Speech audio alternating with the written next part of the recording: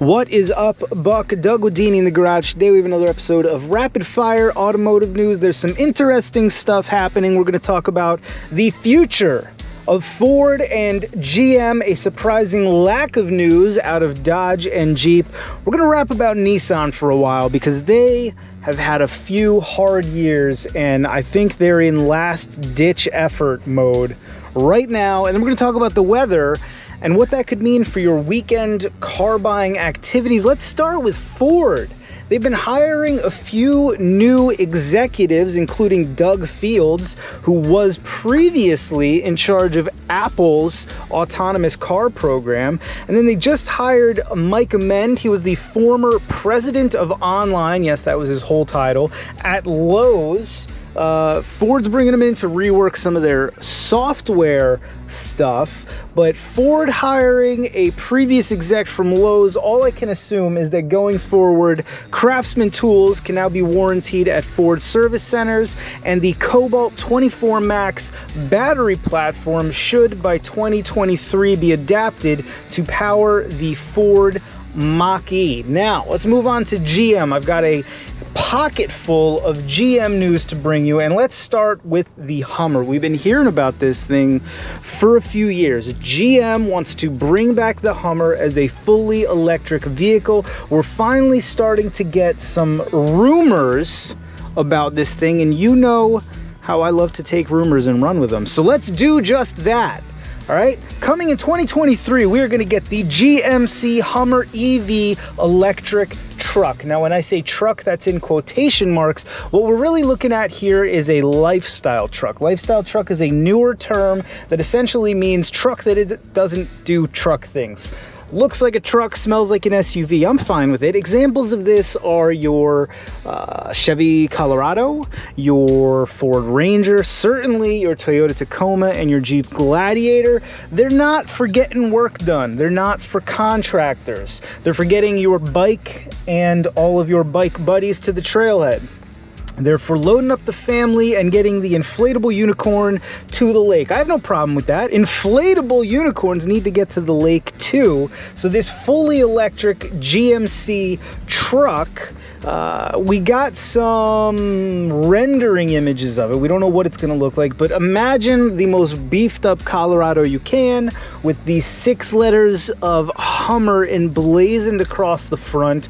Early estimates have this thing at like a 300-mile range, which is competitive with all the Jeep 4xe products.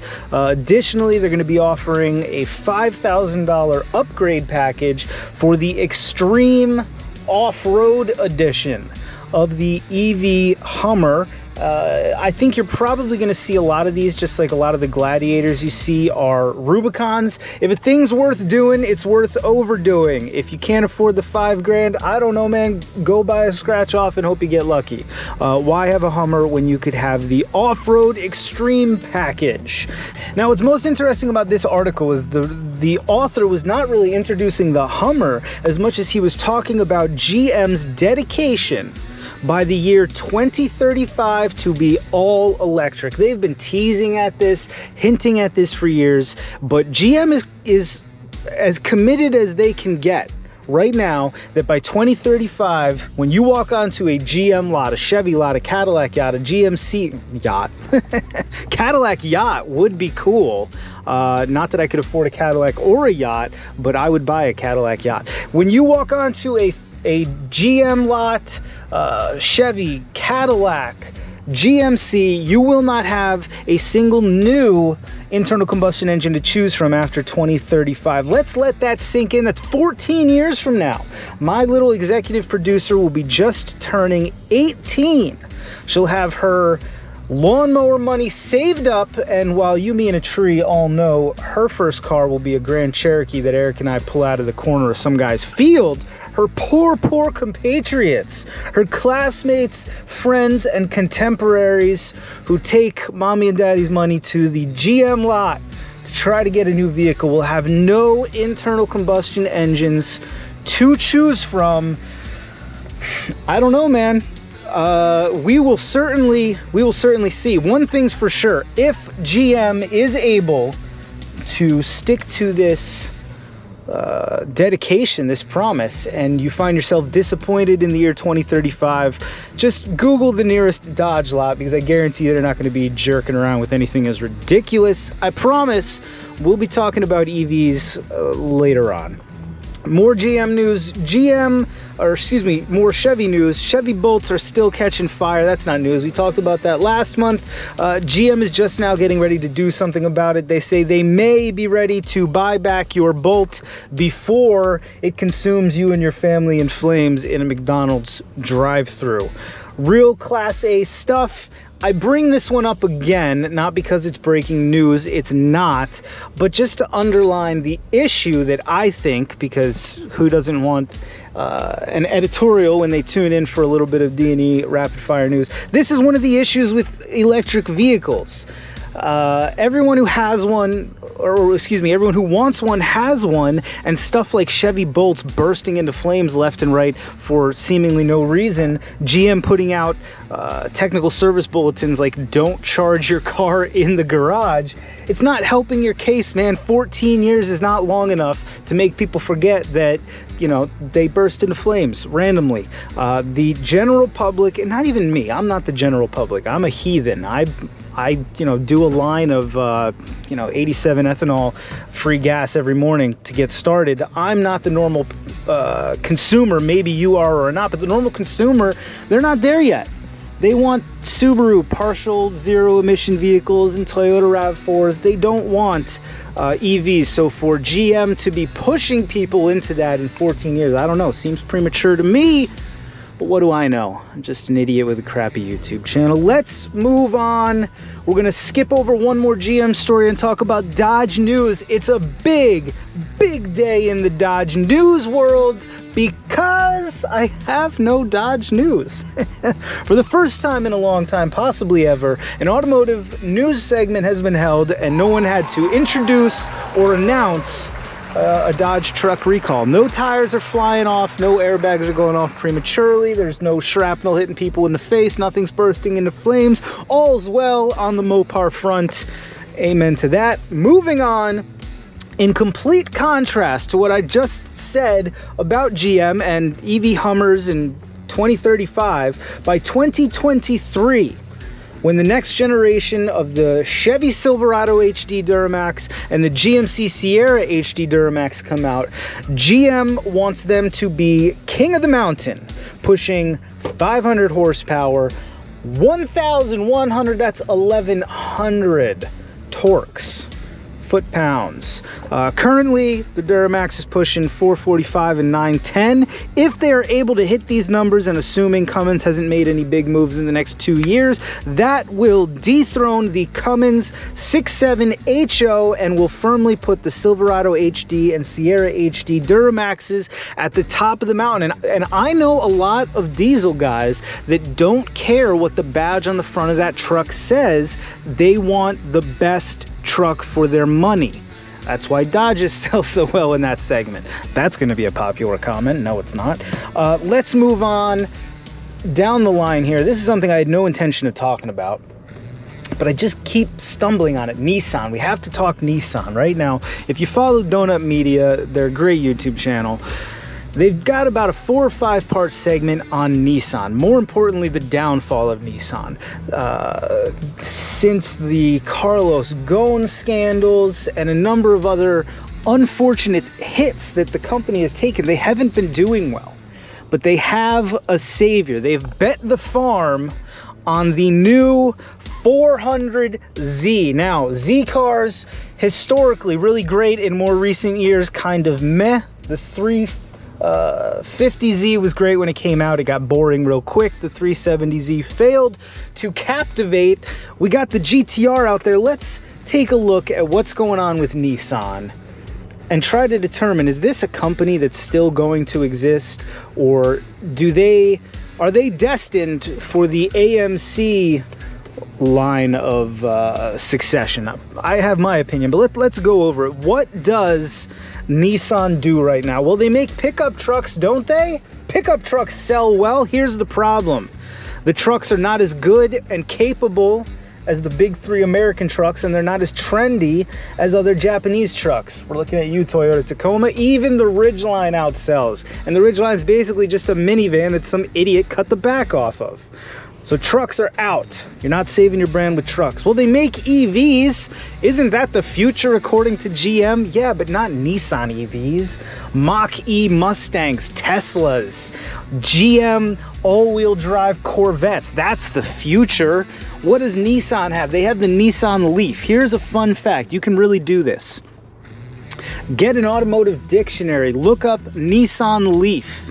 What you're going to find is half a definition because the author fell asleep halfway through writing it. That's how boring the Nissan Leaf is. The Nissan Leaf is everything that's wrong with electric vehicles. Why can't electric vehicles be appealing? That was the question we were all asking, I don't know, about 5 years ago. And companies like Ford and Tesla have kind of come to the rescue. And they said, you don't have to drive a Prius or a Leaf to drive an EV. Like, I get why some people are attracted to the Prius. The Leaf, though, is one of the most hideous vehicles ever created, and its very existence further damages the Nissan brand.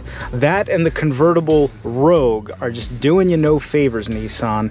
Speaking of which, SUVs, they have a full lineup. Actually, I had to look it up when I was writing this script. 2021. They've got like 6 SUVs and crossovers. What's the problem with them though? They're not fast or powerful like a 392 Dodge. They're not luxurious like a Lexus or a Grand Cherokee, or if you want to go upmarket, Mercedes, BMW, the Porsche. They're not sporty, and I use sporty lightly or loosely.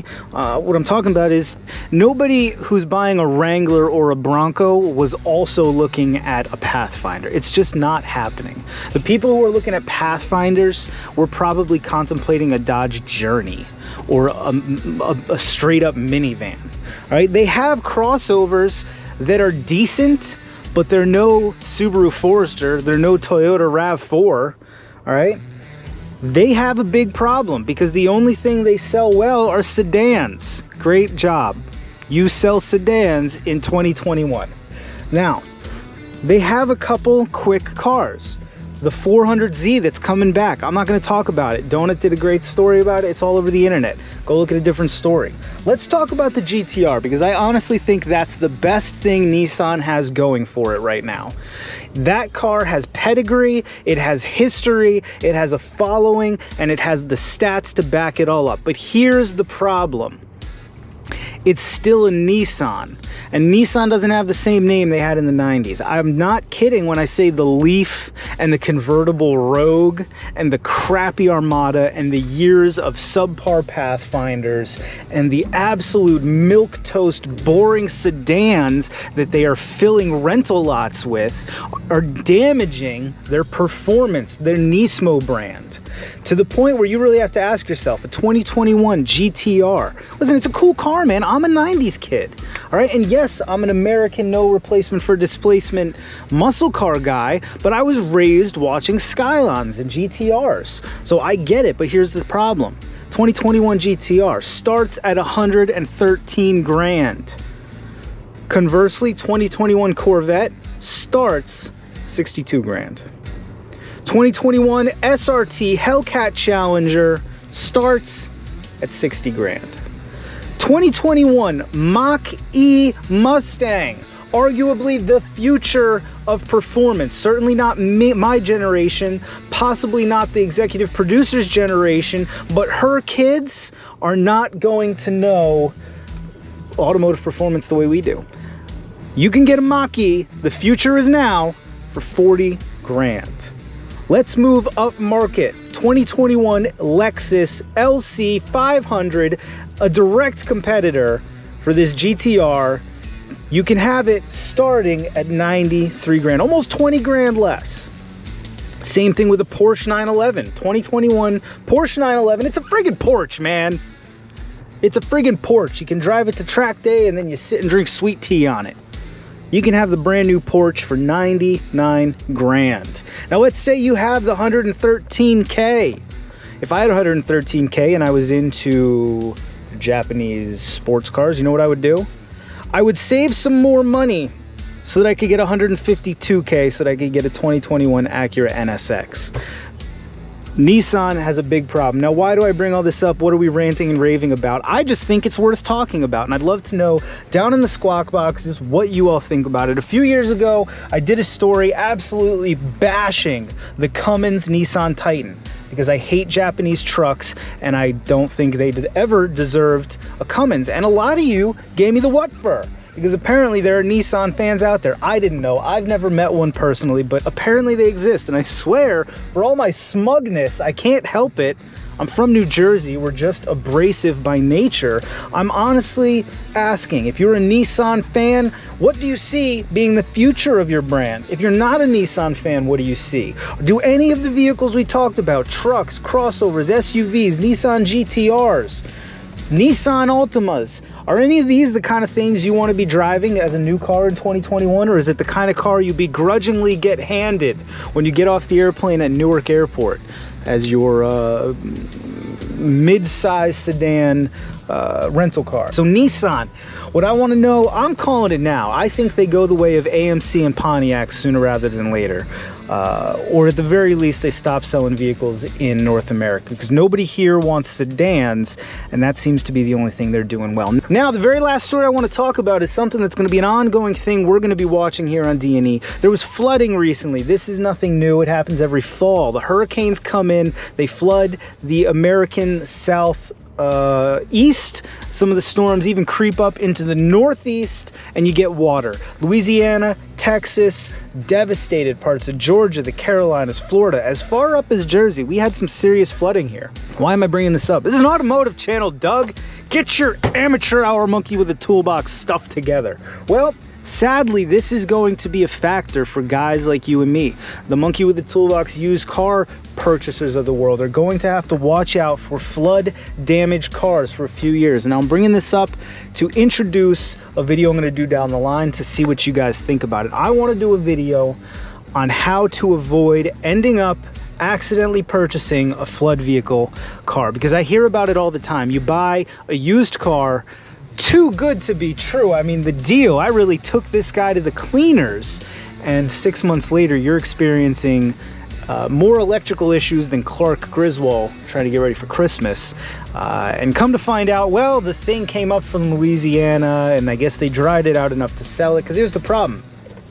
With all the electronic garbage that they're tacking onto cars these days, well, honestly for the last 20 years, flooding doesn't hurt you today. You dry the car out and if it runs, you're good. 6 months down the road, you're good. A year down the road, you're probably still good. But at a certain point, the water that got in those connections, the corrosion starts to proliferate and you get all manner of electrical gremlins. And it's basically, you need a voodoo priestess to get that car back on the road. So first and foremost, public service announcement. If you live in Denver, Colorado, and you're looking at a used car and the Carfax tells you it was just brought up from Louisiana and the price is too good to be true, you may want to do yourself a sit and think and say, why in the what for is this car up here in Denver, Colorado? Chances are it's not for any good reason, because sadly, believe it or not, the automotive industry and the secondary market in particular has a bad tendency of attracting a negative crowd. So nefarious types who somehow don't have your best interest in mind. So what I want to know from you guys, and the reason I brought it up and made this video 5 minutes longer yapping about it, leave me a comment down there in the squawk boxes. What do you do to check out a used car? Your suggestions will make it into a future video on how to buy a car in this. It's difficult. Well, we'll get to that when I get to that video. How do you buy a used car? What do you do to protect yourself? Have you ever had any experience with flood vehicles? Maybe it was your vehicle. Maybe you bought a vehicle knowing or not knowing. Maybe you dealt with a vehicle 2 years down the road that had been in a flood.